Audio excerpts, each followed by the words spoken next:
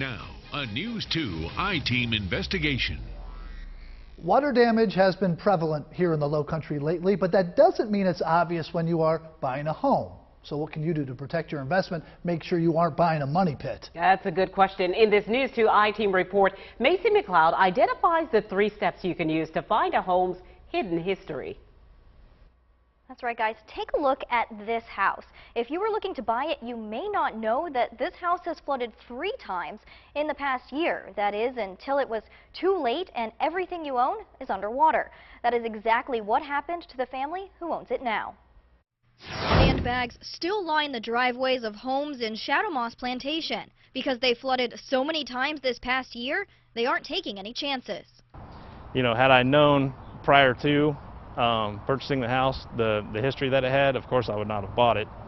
The Hale family has seen their home filled with water too many times now. They have given up on repairing it. So we basically paid off our house with the insurance money and found a place to live where, you know, at least we know we're coming home to the same place every day, and you know, my kids have some stability. Dave Hale says the headaches from the floods could have been avoided if the former owner had been upfront about the flooding problems. The only trouble is now, you know, you can't sell the house. At least I wouldn't do that to somebody. I know the lady that did that to me. You know, I'd like to thank her, but you know, I would not certainly do that to somebody else. Real estate agents tell me sellers are supposed to disclose any issues with the home, but it's tricky because that is a lot of trust to put in someone you don't know. Sometimes people are a little misleading on that disclosure because they want to sell their house and they'll try to minimize the problems that are written on that disclosure. So, to avoid buying a house with more problems than it's worth, we have the 3 things you need to do. 1. Investigate the home thoroughly. If there's anything written on that disclosure, first of all, you should investigate it, and you might want to ask a contractor to look further into it, because what people write is a minimized version of what might really have happened because they're trying to sell their house. But then what if they omit a problem? You know, if they omit a problem, that's where you need to have really good inspectors and maybe have a contractor look at a house before you buy it. 2. Go to the house when it's raining and talk to the neighbors. Take a look. How does it look? Do I have standing water in the yard? If you go ask the neighbors, you can just say, hey, how is this area when it rains? How was it during the big storm of 2015? How did we do during Hurricane Matthew? And the neighbors will tell you. And 3. Check out Home Tracker. It's a startup out of Charleston. Free and can help give some insight on the home's history. You get a full background check of the digital history of that property.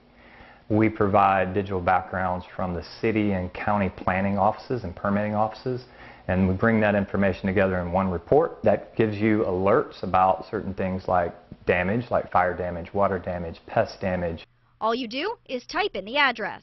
Any type of major flood where someone came in and actually repaired the work, that type of work gets documented at the city and county permitting or planning offices, and that information will end up posting inside of our report.